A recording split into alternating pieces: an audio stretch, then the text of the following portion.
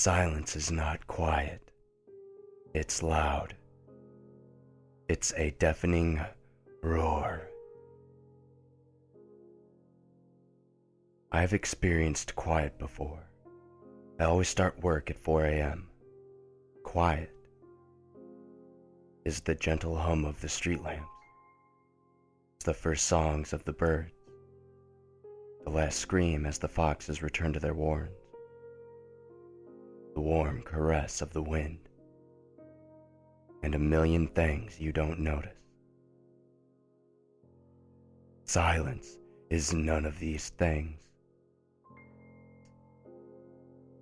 Silence is the absence even of this. Silence demands to be noticed. I was walking to the office when I felt it. It was a crisp morning and I hadn't put on a jacket. The cold started in my arms but slowly seeping into my torso. I grabbed my arms, keeping my head down, and walked on. I wasn't running late. I wasn't far from home and I could easily have gone home and got a jacket, a coat. But I felt like I couldn't. I didn't know why at first, I just knew to keep my eyes directly in front and keep walking, one foot in front of the other.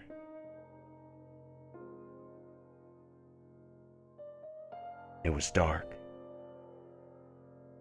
I could make out silhouettes, dark blue shapes in the gray. But it wasn't right.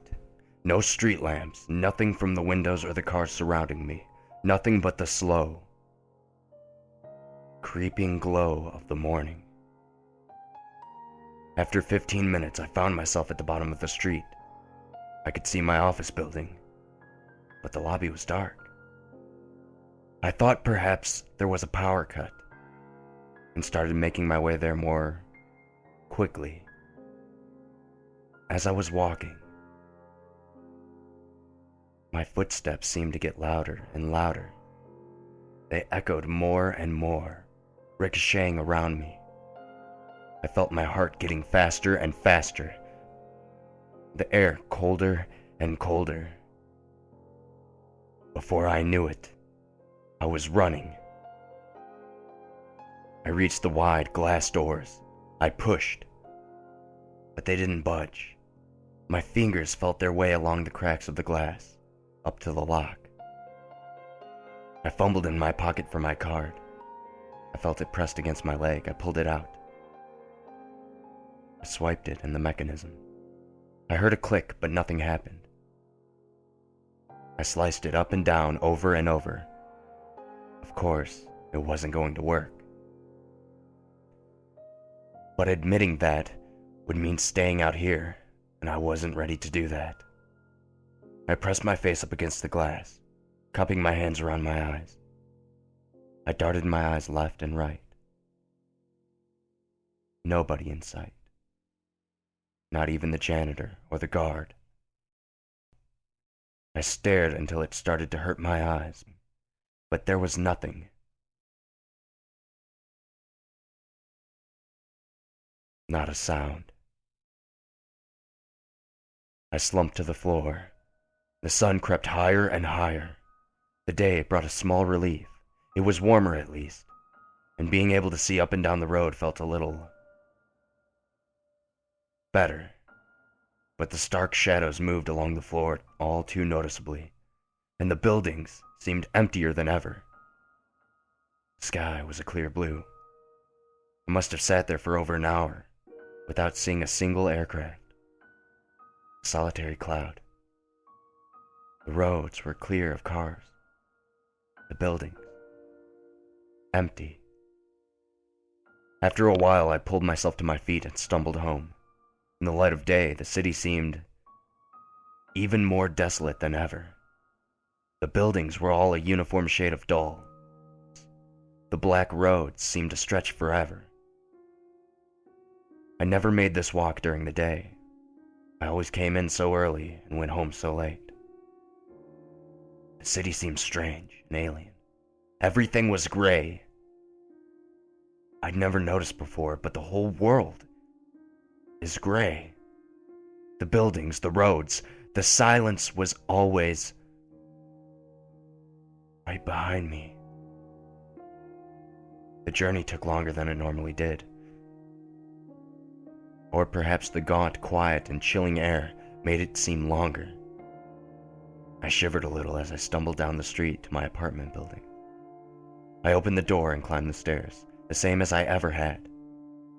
But even this felt different. The gentle buzz of electricity, the muffled voices from the television sets, the distant screaming of arguing families whose names I've never asked. I miss them. I reached my front door. I leaned on it as I put a hand into my pocket, but the door swung open as soon as I touched it.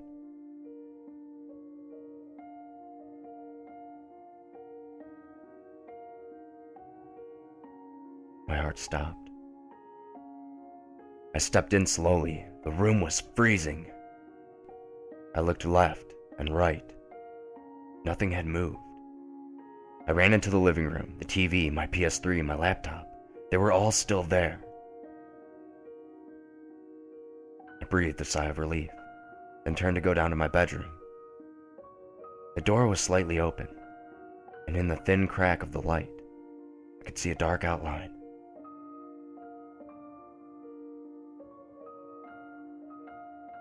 It moved. Thin, white eyes caught the light, and I knew it was looking at me. It seemed startled. I ran towards it, blind anger replacing the fear. I entered the room. I caught only a flash of red as it leapt through the window.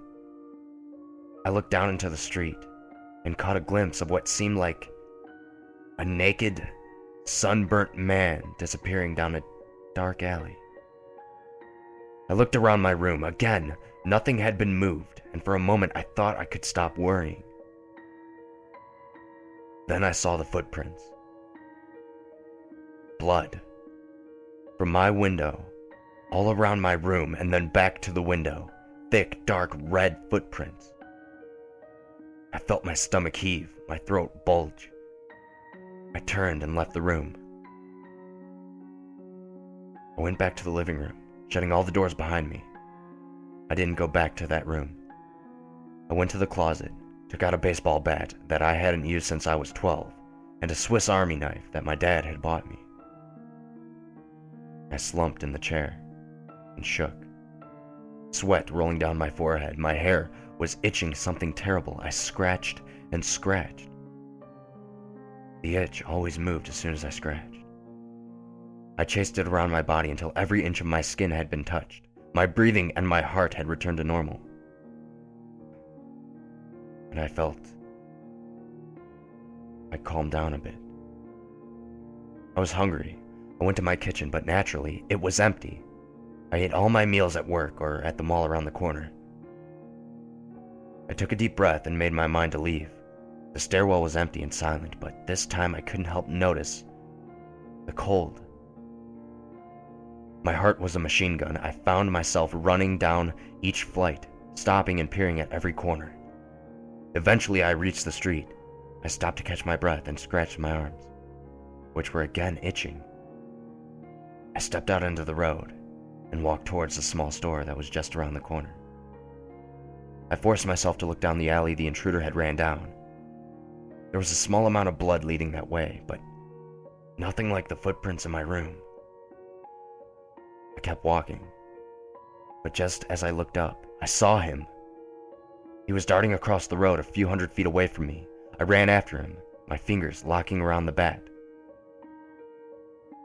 I caught a glimpse in the corner of my eye, the other way this time. There was more than one. I just ran, kept going down the road, and tried to ignore them. They weren't coming towards me. I ran and ran until I came straight into the door of the store. It wouldn't open naturally, but I smashed the glass with my baseball bat without thinking. I stepped through and made my way to the snacks. I was so hungry. I couldn't wait for anything to cook. I opened up a pack of Doritos. Inside was a fine white dust. I poured it out and opened another. The same.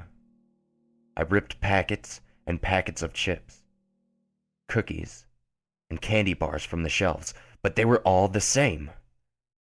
Nothing inside but dust. My insides were twisting themselves into knots from the hunger. I found myself coughing, doubling over onto the floor. My head was spinning. What the fuck was going on? Where was everybody? I coughed and choked until I spat blood. My skin was itching all over. I scratched and scratched until my nails felt thick from my own skin. I stopped, knelt on the floor, and stared down.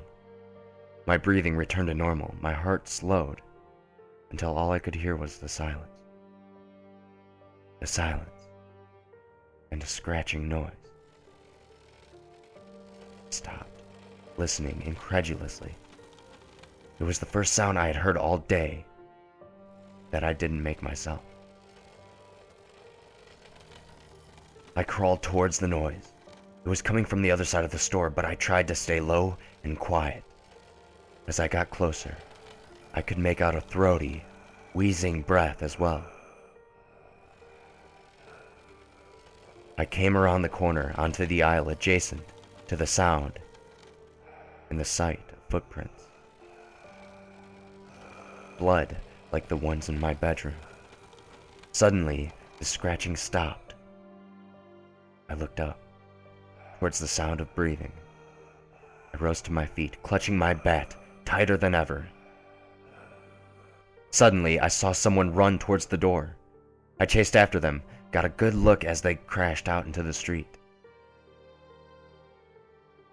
They weren't human. Not quite. The body was the same. There was no skin, just muscle and blood. Blood everywhere, dripping from the fingertips, pooling on the floor. The figure stopped just outside and looked back at me. I could see the round, bulbous eyes in their red cavities. There were no eyelids. I took a step forward, and it stepped back, shaking its head. I took another step, and it turned and bolted away from me. I walked out into the street, but I couldn't see it anywhere. Just endless, silent emptiness. I dropped to the floor, the sun high above me. I don't know how long I sat there. Nothing moved. The sun crept along the sky. The shadows swung along the floor. I kept scratching at my arms. I didn't even notice them bleeding. As the sky grew darker, it got colder and colder. But I didn't feel like moving. At some point, I must have fallen asleep because suddenly the sky was a dull orange of the early morning. I shivered, sat up, and looked out into the inky darkness. Over the streets, I saw them. A line of humanoid figures, their round, unblinking eyes staring. My heart jumped into my mouth. I sat and stared back, scratching an itch on my wrist. They weren't moving. Nothing was moving. It was cold, but I was sweating. My entire body was itching. I looked down at my body. My clothes were red from my own blood. I ripped them off. When I looked up, they were still there. But one of them was walking towards me. As it got closer, I could see it more clearly. It was like the other one, all muscle and bone and blood. Like a biology class illustration. It stopped a few yards away and stood still, staring at me like before. I was too scared to move. I was cold and itching more than ever. I barely even noticed I was naked. I just kept scratching all over my skin. When the itching stopped, I'd be able to stop moving. Then maybe they'd leave me alone. I was tearing into myself, ripping bits off. It was painful, but